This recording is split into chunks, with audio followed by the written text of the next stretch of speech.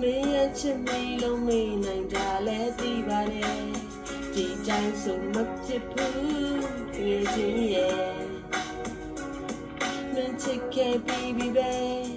စိတ်လျှော့လိုက်တာကောင်းပါတယ်သူပြောတာလေးပဲတွေ့ရင်ချင်တဲ့ဆို